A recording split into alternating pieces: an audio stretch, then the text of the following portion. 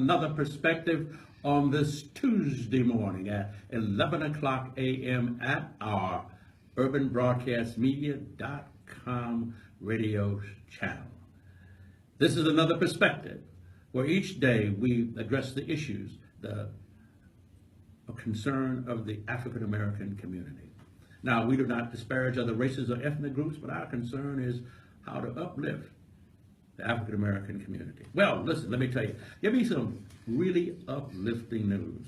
The Cubs rallied last night and they beat the Nationals. Hey, it's time to deal with baseball. The close of the season, and we're here in the month of October. This is the month during which our World Series ends up being played. But anyway, the Cubs, hey, we're going to shout out to the Cubs. We're going to shout out to Anthony Rizzo, who walked across the field in frenzied Wrigley Field and shouted, respect me, a year after his historic championship. Rizzo, blah, blah, blah. But anyway, we want to simply say this. Shout out to the Chicago Cubs for doing a great job. And we're going to be waiting to see if you're going to make this a sweep this week, today. Anyway, it's a great thing to happen with the Chicago Cubs. We're all from the city of Chicago, and we're proud of our Cubbies. We're proud of our Northsiders. Even us Southsiders are proud of what's going on with the Chicago Cubs baseball team. It's a great team, great management, great players, and we want you to know that we commend you, and as fans and Chicago, we stand with our Chicago Cubs. Go Cubs, go Cubs. Okay, and then, we're going to have to deal with a little something else. We've got billions of dollars that have not been paid by the state of Illinois to vendors. The comptroller, Susan Mendoza, said Monday that she's sitting on $7.5 million worth of unpaid bills. And as much as half of that hadn't been sent to the official who writes the checks by the end of June. This is bad times. This is bad for the state of Illinois. It's bad because there are another $9 million that are sitting and have not been paid out by the comptroller or the state of Illinois. And that's because there hasn't been money to pay the bills.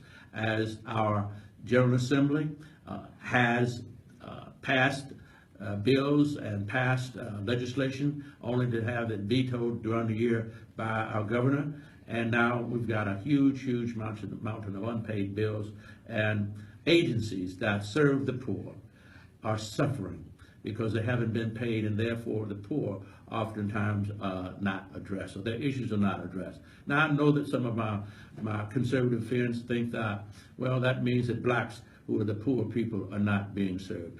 I got news for you. There are more poor white people in the state of Illinois that are served by the Illinois Department of Children and Family Services, that are served by the Illinois Department of Mental Health, that are served by the Illinois Department of Public Aid than they are black or brown put together. So let's get off of this thing that if the state of Illinois does not meet its obligations to pay the vendors, that it's just blacks that are going to be suffering.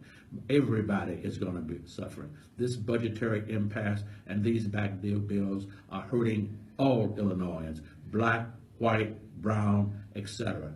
So we hope that someone will decide that we need another way to pay these bills. And we hope that, and we encourage Susan Mendoza to figure out a way to get money out of no money, if you will. But obviously we need another spending bill, and we need another way to address generating revenue through which and by which we can pay the state bills. This is Leon Finney, and I'm going to have to take a short break.